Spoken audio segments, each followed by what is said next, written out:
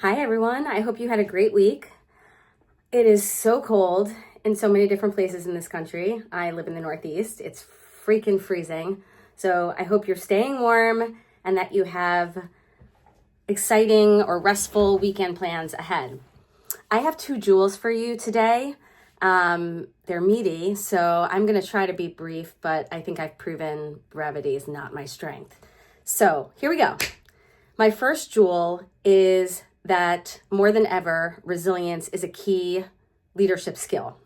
So the world is rapidly changing. I feel like we are drinking from a fire hose. So many changes on an hourly basis with policies and government and the world around us, and really important and meaningful things are happening in the world. And it would be very easy to get derailed from whatever it is that we're doing. And so resilience is critical in any environment for a leader, but particularly now in 2025. I think resilience can be defined in a lot of ways. I think of it as grit, as, perseverance, as commitment to whatever it is you're doing, notwithstanding any setbacks. It's sort of that determination to keep going.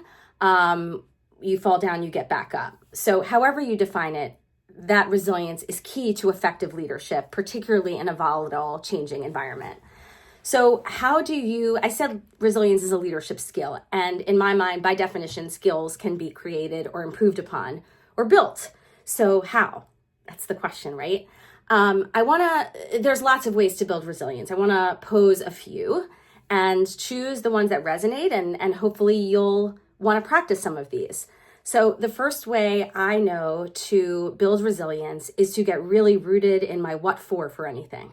So if I'm, for example, say I want to go to the gym, that's my goal, to go to the gym. Okay, that sounds nice.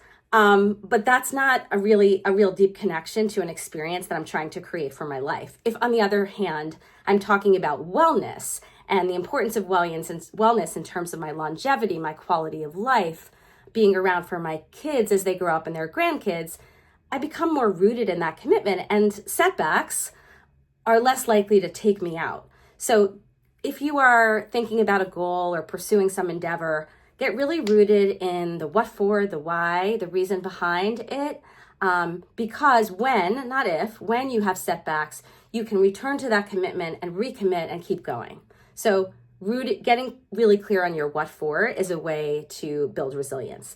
Another way to build resilience is to have a growth mindset, I would say a growth mindset. So problems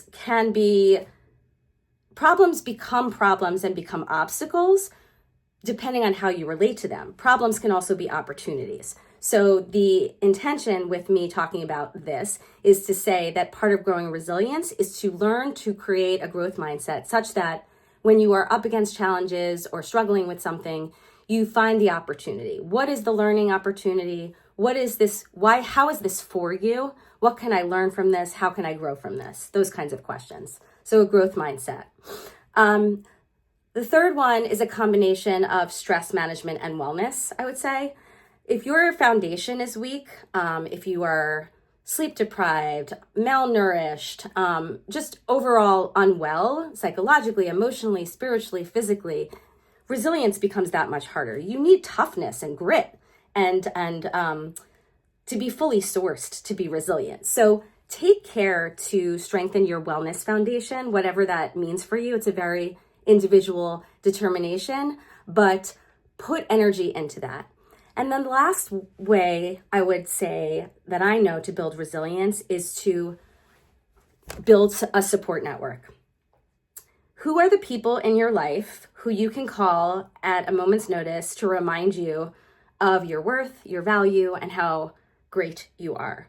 Who are the people who can come to you when you're experiencing a setback, can literally come to your house and sit with you and be with you, can talk you through anything? That emotional support is critical to growing resilience in this time and every time. So hopefully that was useful. Resilience is a powerful leadership skill. You can grow it, and there are lots of ways to do so. My second jewel for you is that as a leader, if you have people reporting into you, for whom you are responsible, it is your responsibility to protect them. It is not just your responsibility to create a professional development pathway for them or to manage them or to grow their skills. It is your responsibility to protect them. So that means if somebody else is treating them unfairly or overburdening them, your job is to solve for that. The jewel, though, is that it is just as important to think about how you're doing that as whether you're doing that. So I'll give you a concrete example. A client of mine has a direct report who they've both stepped into new levels of leadership. My client just got back from maternity leave. She really endeavored to plan strategically for her hiatus from work. And the direct report assumed a lot of the responsibility. My client laid out a plan, got her support. I mean, it was a really well thought out path of development.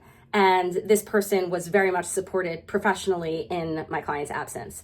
My client is now back at work and starting to observe some things, one of which is that a colleague in a different functional line is mistreating this person, her direct report. By the way, my client had also been mistreated by this person before and somehow managed to reinvent the relationship such that this person over here is now really nice to her. So I asked her what she's been doing now about it. First of all, she agrees with me. It is her responsibility. So there was no enrollment around that issue. But I asked her how she was handling it. And what she said was, well, I've been sort of blocking and tackling.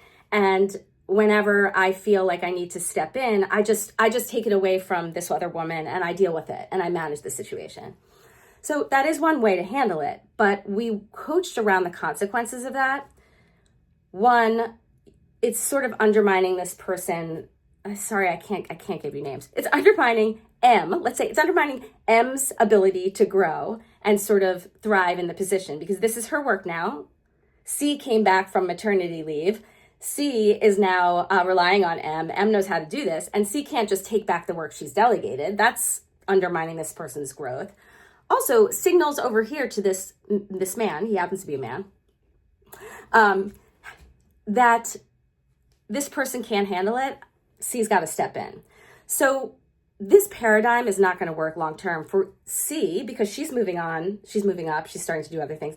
It's also not going to work for M, and also isn't going to teach this dude over here how he has to treat other people. So we talked about a two-pronged strategy. One, training. C has to train M to remember that she might be she's a lawyer, delivering advice, and how she delivers it, the messaging, the packaging might have to change depending on her colleague and who she's dealing with. So communicating with influence requires a certain emotional intelligence around your audience and how they receive information. So that's the training over here that M has to give to C because she's obviously learned it. The bigger growth edge for M is that she needs to go to this man over here and have a real honest conversation about what she's seeing, what she's noticing, what her tolerance level for it, and what she's asking for from him. That's not easy, but it is critical. So hopefully that exemplifies what I'm saying. Your duty is to protect your employees, and it's really important to think about how you're doing that. Have a wonderful weekend and stay warm.